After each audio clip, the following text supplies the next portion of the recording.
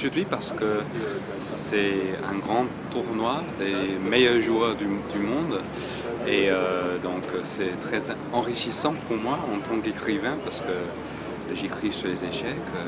Dans le nouveau livre, L'été a des dangers, il y a un chapitre qui est consacré aux échecs. Donc là, c'est très intéressant pour moi de voir les parties en direct.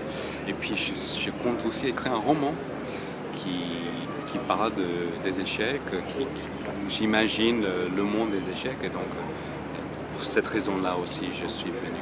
Oui, il y aura sûrement un personnage qui ressemble fortement à Fischer, un autre qui ressemble à Spassky, donc il y aura ce match mythique entre les deux. Et puis le héros, vraiment, finalement, c'est les échecs.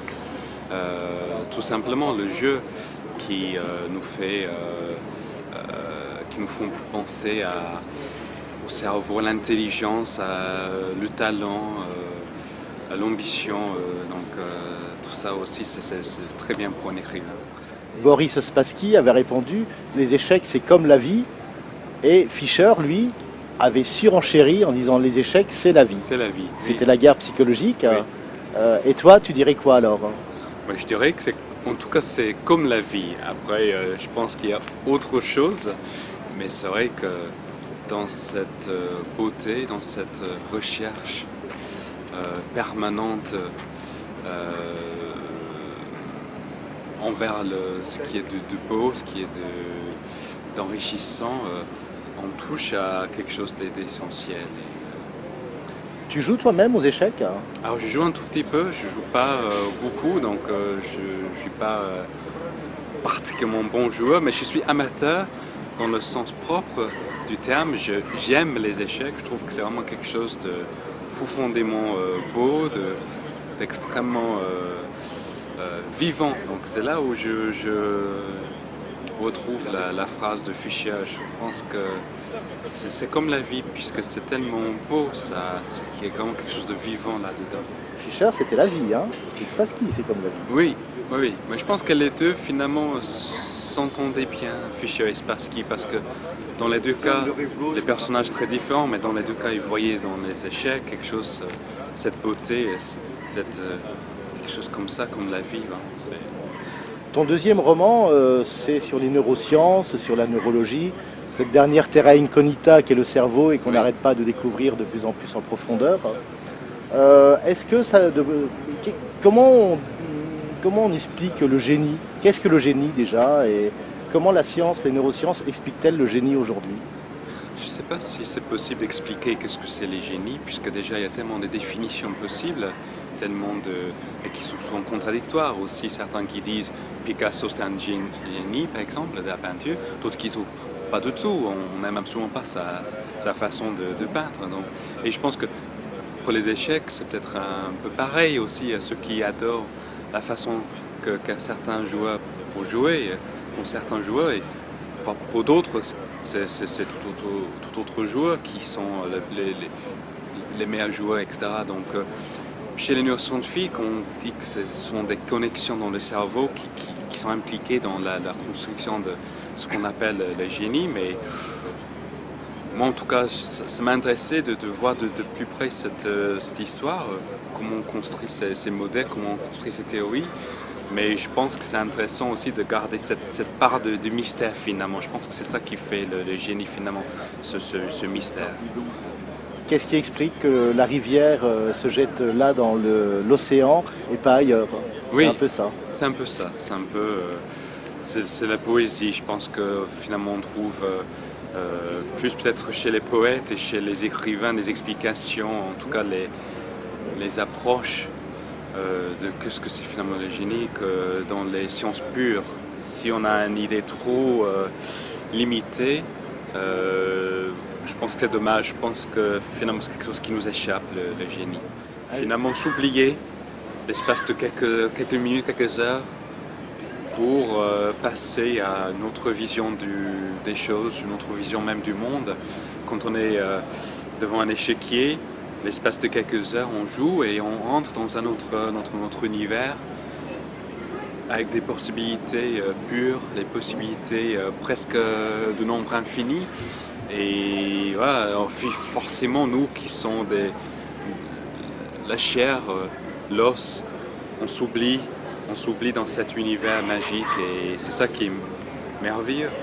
Et justement, de Lewis Carroll à Alekhine et Anand Kramnik, est-ce que tu reconnais une lignée, je dirais, chez tous ces personnages Oui, passionnés absolument par les échecs? absolument, oui, je me retrouve totalement dans cette lignée à la fois des écrivains, Lewis Carroll, qui était aussi mathématicien, et puis aussi, plus récemment, Stefan Zweig, et Vladimir Nabokov, et donc je me trouve absolument dans cette lignée-là. Je ne vois pas la contradiction entre les sciences et les arts, et plus précisément entre quelque chose comme les échecs et la littérature. Je pense qu'on peut voir dans les deux domaines quelque chose qui est absolument ressemblant, cette envie de se dépasser, de s'oublier, d'aller vers un univers de ces possibilités pures, de les explorer, de les imaginer, de les construire, reconstruire. Et donc c'est ça que j'essaie tous les jours de faire quand je suis pas forcément devant un échiquier, mais devant un bureau et que j'écris.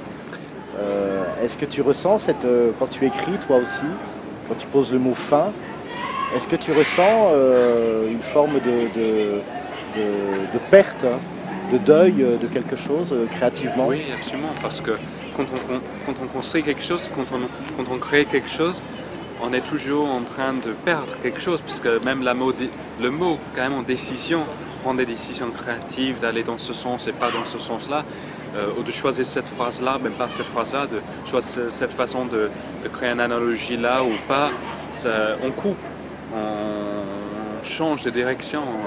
Donc forcément, il y a des pertes en permanence et on fait le deuil tout le temps de tous ces personnages, tous ces mots, tous ces mondes qui vont jamais voir le jour finalement, puisqu'on écrit un livre et pas des milliers d'autres livres possibles. C'est un combat, écrire? C'est un combat un peu comme les échecs, puisque on a notre adversaire, c'est nous-mêmes finalement, parce qu'on se pose tellement des limites, on se dit on n'est pas capable de ci, on ne va pas aller là, et il faut se pousser vers les univers, vers les dimensions, vers les choses qu'on ne connaisse peut-être pas finalement autant que ça, mais que à force de les écrire, on les découvre. Et je pense que souvent quand on est face à la page blanche, on est un peu comme devant l'échiquier noir et blanc, où voilà, on est face à tout ce qu'on ne connaît pas, tout ce qu'on ignore, et ça fait peur bien évidemment. Donc il faut et le combat, c'est le seul moyen de surmonter cette ignorance et d'avoir le courage d'aller envers tout ce qu'on ignore totalement. Oui. Est-ce qu'il existe un vide dans le cerveau qui est toujours prêt à être comblé? Il y a toujours des connexions qui ne sont pas faites encore, mais qui sont en train de naître ou qui vont peut-être voir le jour si jamais on leur donne l'occasion de se créer. Donc forcément dans le cerveau il y a ces connexions qui sont là, il y a d'autres qui vont venir plus tard, d'autres qui finalement seront jamais là et c'est à la fois bien et à la fois moins bien. Donc oui, il y a toujours tout ce qui existe et tout ce qui n'existe pas encore, qui existera jamais. Et oui, il y a toujours cette complicité entre ce qui existe, ce qui n'existe pas, entre l'existant et le vide. C'est très intéressant, bien sûr. Et pour finir, évidemment, le plus dur, c'est de durer, Oui, puisque c'est là où on crée une œuvre. oui, Ici, on a des champions qui sont là, qui durent, hein, puisque Vichy Anand a joué son premier championnat du monde en 1995, il y a déjà presque 20 ans. oui. Comment on dure au plus haut niveau? Qu'est-ce qui fait que certains durent et d'autres ne sont que des éclipses ou des étoiles filantes? Mais je pense qu'il y a en partie le hasard, ça joue un rôle. Parfois, il y a des problèmes de santé ou des problèmes en amour. Donc ça, on ne peut pas forcément prévoir. Mais après, c'est vrai qu'il y a souvent une question aussi de passion. Que quand on est passionné par quelque chose, on se consacre entièrement à cela. Comme a fait ce grand monsieur derrière moi, Alekhine, qui se consacrait entièrement aux échecs. Et pour lui, c'était l'art. Et donc, il y avait des responsabilités envers l'art. Et donc, il est mort jeune. assez jeune aussi. Donc, je pense que dans tous les domaines, les échecs, l'écriture, tout ça, on reste, si on fait ce combat, si on est passionné pour le faire, et puis oui, il faut croire en soi, il ne faut pas baisser les bras, même quand il y a des échecs, il y en a forcément dans ce jeu-là, dans l'écriture, partout, il y a des échecs, il faut savoir les surmonter. Et je pense que quand on a cette envie, quand on a cette passion et quand on a la chance aussi, de notre côté, on peut durer. Oui, il n'y a pas de quoi imaginer que la vie s'arrête à 40 ou 50 ans. À Nantes, c'en est bien la preuve. Un dernier mot, ton joueur favori, ton joueur préféré? Voilà.